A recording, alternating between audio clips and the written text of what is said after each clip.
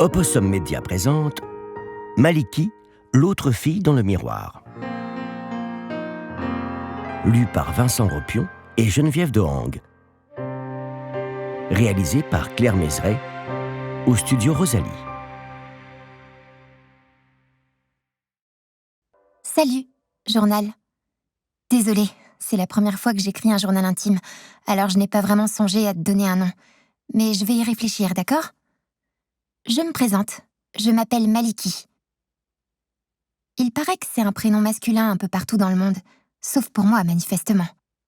C'est à se demander à quoi pensent les parents quand ils sont en pleine euphorie prénatale. Si ça tenait qu'à moi, il y aurait une loi pour veiller à ce qu'aucun enfant ne fasse son entrée dans la vie affublé d'un prénom comme Archibald, Eudes ou Pierre-Cyril. Autant lâcher son enfant sur une piste noire en marche arrière avec un seul ski et sa capuche à l'envers. Bref, merci du cadeau. Maliki, super prénom. Et tellement simple à porter au quotidien, surtout au collège, où c'est bien connu, tout le monde est tellement mature et intelligent. Je suis sûre que la plupart des cerveaux des autres ados de mon âge pourraient aisément tenir dans un petit pot à confiture. Bon, j'exagère un peu. Disons, dans un pot à cornichons. Mais ce n'est pas tout, s'il n'y avait que le prénom. Je m'appelle Maliki, j'ai 13 ans et j'ai des cheveux roses. Oui, vraiment. Je ne sais pas qui a bricolé mon code génétique, ni ce que mes parents ont encore fabriqué. Décidément, on ne peut vraiment pas leur faire confiance, mais j'ai comme le sentiment que le rose n'est pas une nuance capillaire censée se trouver dans le manuel de l'être humain pour les nuls. Ma mère m'a longtemps soutenu que j'avais la crinière roux pâle comme elle. Pour mon père, ils sont châtain-fraise. J'ai aussi eu droit à l'écœurant mi-prune, mi-barbe-à-papa. Mais plus les années passent, moins le doute est permis. Ils sont irrémédiablement roses. Alors c'est peut-être classe dans les dessins animés et les jeux vidéo, mais en vrai, c'est complètement la honte. En plus, ils sont impossibles à coiffer. Chaque matin, j'ai l'impression de me battre avec une pieuvre qui aurait bu trop de café. Je ne parle même pas de l'épi que j'ai au sommet du crâne. Celui-là, c'est peine perdue.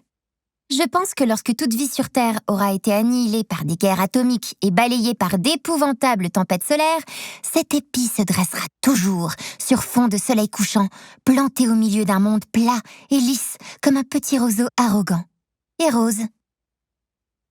Tu penses que je me plains pour rien ? Attends la suite. Je m'appelle Maliki, j'ai 13 ans, j'ai les cheveux roses et des grandes oreilles pointues. Enfin, pointues, disons plutôt grandes, orientées vers l'extérieur et... pointues en fait, il n'y a pas d'autre mot. Et là, je suis sérieuse, si tu rigoles, je te mords. Parce que figure-toi que j'ai aussi des canines particulièrement acérées. Il paraît que voir la vie avec optimisme, c'est déjà le début du bonheur. Mais avoue qu'à 13 ans, ça fait quand même pas mal de trucs à gérer. Pour en revenir au niveau intellectuel de mes camarades du collège, il paraît que je parle comme un bouquin.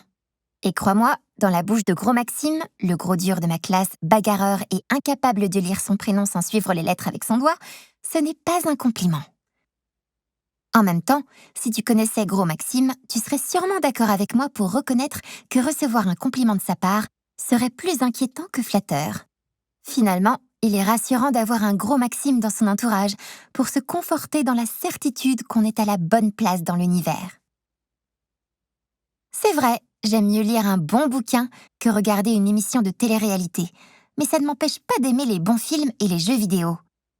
Mais c'est ça le collège, qu'on te surprenne une seule fois à bouquiner en attendant le quart, et c'est le goudron et les plumes, et le mot « intello » marqué au fer rouge sur ta réputation pour le restant de ta scolarité.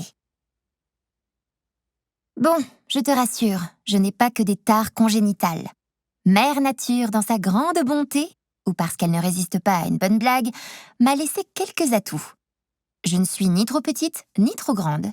On ne me traite jamais de sac d'os ou de grosse vache, et un volume plutôt flatteur déforme déjà le haut de mes débardeurs. Mes yeux sont grands, la plupart du temps bleus, parfois verts, on dirait que ça dépend de mon humeur. Hélas, ça ne suffit pas vraiment à me rendre populaire, à part aux yeux de certains garçons un peu fébriles qui se mettent à transpirer quand je me penche pour ramasser mon stylo-plume. De toute façon, je ne m'intéresse pas tellement aux garçons. La plupart sont pleins de boutons et ricanent entre eux en se poussant.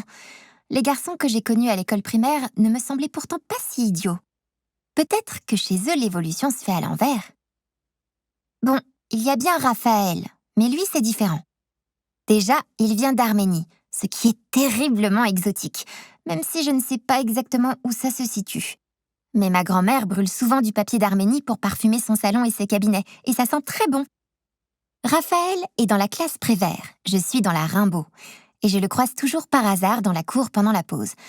Oui, d'accord, peut-être pas tout à fait par hasard, j'avoue que je suis curieuse. Voilà, curieuse, rien de plus. Il trimballe souvent un grand instrument dans son étui, peut-être une guitare ou une basse, et ne semble pas vraiment traîner avec d'autres garçons ou filles de sa classe. Il a le regard sombre sous des sourcils épais et des cheveux noirs en bataille, la peau un peu brune. Un matin, alors que j'étais encore en retard, ma carte de bus est tombée de ma poche dans la boue, juste devant lui. Il l'a ramassée et a regardé longuement la petite photo un peu floue et toute tachée. Puis, il l'a essuyée sur un mouchoir et me l'a rendue en me disant « C'est une jolie photo ». Puis, il a continué son chemin sans se retourner. Heureusement, parce que ça m'aurait énervé qu'il me voie sourire comme une idiote. Pour terminer les présentations, j'adore le dessin. Je dessine depuis que je suis toute petite. C'est une passion. Mais j'ai l'impression que tout ce que je fais est complètement nul.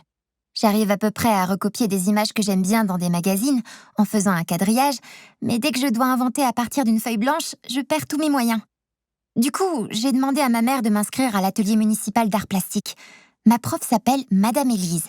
Elle est toute jeune, mais hyper talentueuse, très patiente, et j'apprends plein de trucs avec elle. Pour l'instant, c'est la seule qui a le droit de voir mes dessins, le temps que je m'améliore. J'aurais trop honte de les montrer à ma famille ou à mes amis. Une fois, j'ai osé montrer un cheval que j'avais dessiné à Sarah. Sarah, c'est ma meilleure copine dans ma classe. Je t'en parlerai une autre fois si ça ne t'ennuie pas. Bref, elle a ouvert de grands yeux émerveillés et m'a soutenue avec son enthousiasme habituel que mon cochon était super réussi. J'ai donc encore du pain sur la planche à dessin. Bon, j'espère que je ne t'ai pas trop saoulée avec ma petite vie d'adolescente lambda, parce que tout ce que je t'ai raconté pour l'instant n'est finalement pas très important. Le collège, les cheveux roses, les oreilles pointues, gros Maxime. J'ai un problème bien plus grave. C'est d'ailleurs la raison de ton existence, journal. Alors, s'il te plaît, fais un effort pour me croire, parce que j'ai vraiment besoin d'en parler à quelqu'un qui ne me prenne pas pour une cinglée. Je suis possédée. C'est bizarre de l'écrire, comme ça, noir sur blanc, mais je ne trouve pas d'autres mots et je ne vois pas d'autre explication. Je ne suis pas toute seule dans mon corps. Ça a commencé il y a 4 ans. C'était un dimanche soir et mon père venait de me déposer chez moi après une longue heure de trajet pendant laquelle on avait écouté une version audio du Petit Prince. Mon père a toujours été fan et me l'a passé tellement de fois que je le connais par cœur. Oui, mes parents sont divorcés, comme tu t'en doutes, et je vis avec ma mère. Je vois mon père un week-end sur 2 quand il n'est pas en déplacement pour son travail. Je suis descendue de la voiture et j'ai traversé le petit jardin de la maison. J'ai ouvert la porte d'entrée et j'ai filé directement dans ma chambre pour que ma mère ne me voie pas pleurer.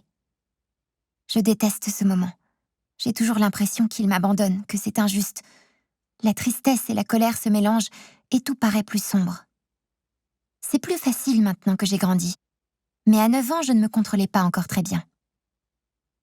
Dans ma chambre, j'ai regardé par la fenêtre la voiture qui s'en allait. J'ai à peine eu le temps de la voir disparaître au coin de la route. Mon cœur et mes dents se sont serrés fort, très fort. Des petits flashs sont apparus devant mes yeux, des picotements sous ma peau, et tout est devenu blanc. L'instant d'après, j'étais sur une civière et plein de gens qui s'agitaient autour de moi. Ma mère marchait vite à mes côtés, blanche comme un linge. Elle tentait de masquer son regard effrayé, mais ça tenait plus de la grimace que du sourire rassurant. « Tu t'es évanouie et tu es à l'hôpital, ma chérie. Tu as un bras cassé, mais ne t'inquiète pas. » m'avait-elle dit pendant que les urgentistes essayaient également de me rassurer et faisaient des blagues pas super drôles. Machinalement, j'avais essayé de bouger le bras gauche. La douleur fulgurante m'avait confirmé le diagnostic et je m'étais autorisé un petit hurlement bien mérité. De retour chez moi avec mon plâtre, ma mère m'avait installée sur le canapé dans un océan de coussins et de couvertures et avait allumé la télé avant de sortir de la pièce. Mais je n'arrivais pas à me concentrer sur l'émission. j'essayais de reconstituer le puzzle de ce qui s'était passé. Malheureusement, il me manquait toutes les pièces. Comment m'étais-je cassé le bras déjà? Est-ce que j'étais tombée? Ma mère était restée très évasive sur les circonstances dans lesquelles elle m'avait trouvée, et ça m'agaçait. Je m'étais donc levée pour aller dans ma chambre examiner les lieux.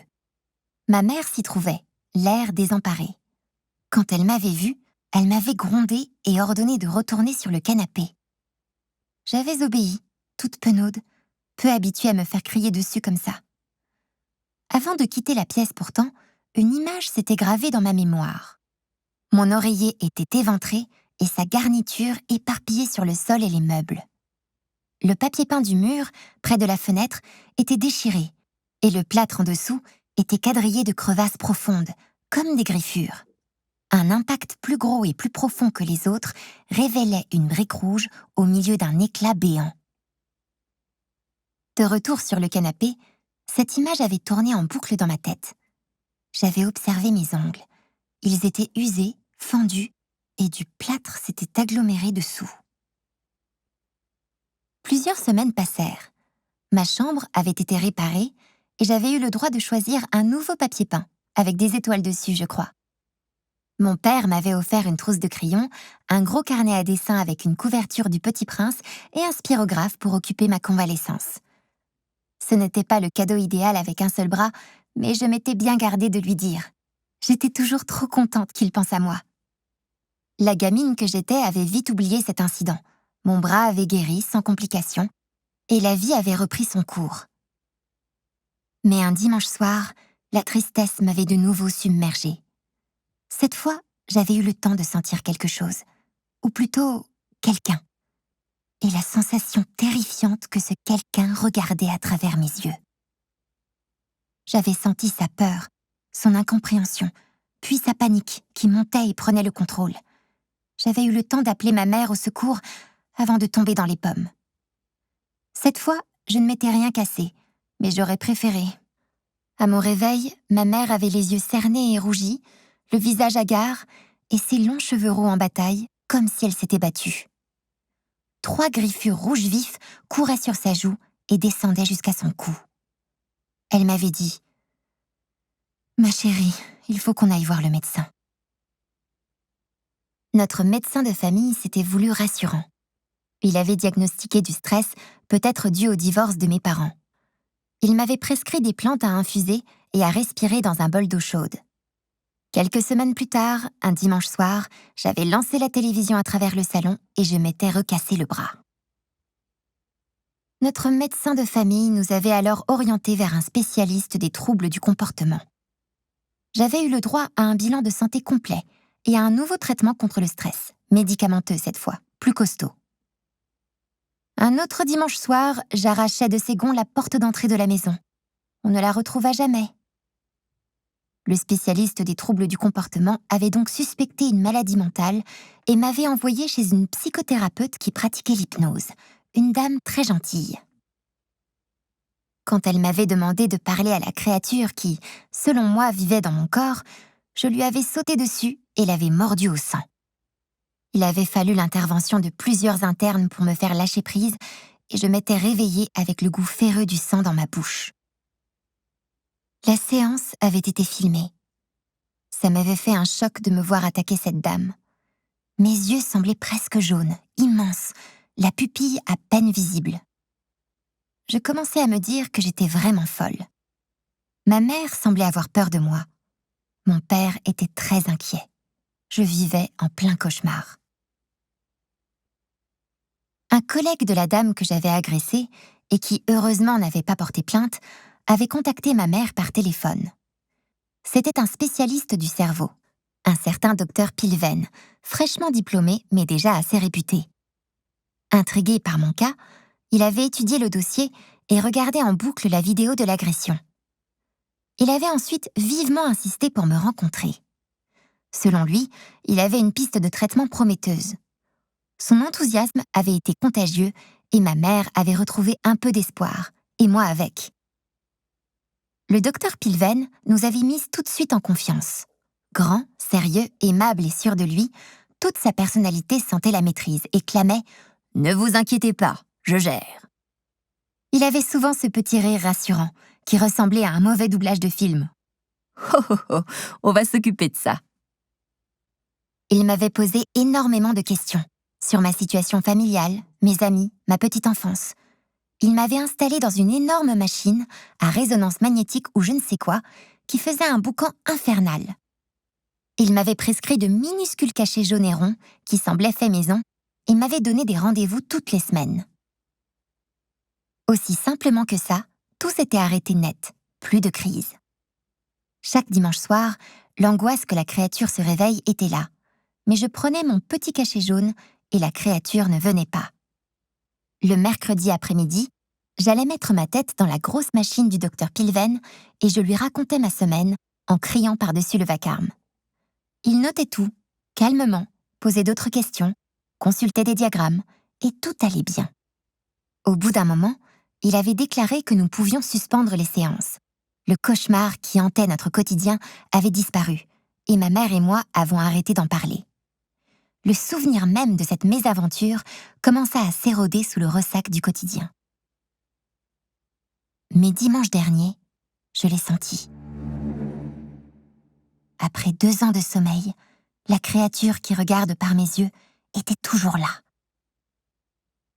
Comme tous les dimanches, je me sentais un peu triste. Alors je feuilletais un vieil album de photos dans ma chambre. Des photos de quand j'avais 7 ans, avant que mes parents ne divorcent. J'aimais bien cette époque, paisible, insouciante. Le soleil semblait plus chaud et les couleurs plus vives. On avait un petit chat, une petite femelle qui s'appelait Lady, et je ne me lassais jamais de jouer avec elle dans le jardin. Avec ma super copine Sabrina, qui habitait une vieille ferme au bout du village, on passait des heures à inventer des histoires, à vivre des aventures dans le village, à bricoler des pièges à papillons farfelus. Elle aussi avait un petit chat, qui s'appelait Flèche, une petite femelle également. Les 2 chats nous suivaient absolument partout. Et le voisinage s'amusait de nous voir toutes les 4 arpenter les rues du village, toujours inséparables. Sur la dernière page de l'album, j'avais disposé sous le film plastique une unique photo de nous 4. Elle était amusante, parce que tout le monde regardait le photographe, même les chats. Mais en croisant ces regards du passé, ces regards que je ne reverrai plus jamais, j'ai ressenti une tristesse qui n'était pas la mienne. Une onde s'est propagée en moi, comme le gémissement d'une créature qui s'agite dans son sommeil. Ce n'était pas aussi fort qu'à l'époque de mes premières crises. J'ai visualisé une petite pilule jaune dans ma tête et j'ai pu garder le contrôle. Mais aucun doute possible. C'était bien la même sensation. Elle est de retour. Il faut que je retourne voir le docteur Pilven, sans que ma mère le sache. Je n'ai pas envie de lui faire revivre tout ça. Je compte sur ta discrétion, journal. Ce n'était pas facile pour moi de te raconter ces secrets. Ne le prends pas mal, j'ai confiance en toi, mais je vais te mettre un cadenas. Et merci de m'avoir écouté, enfin lu. Bref, j'espère que tu ne me prends pas pour une folle. Il faut que j'aille en cours maintenant. À plus tard!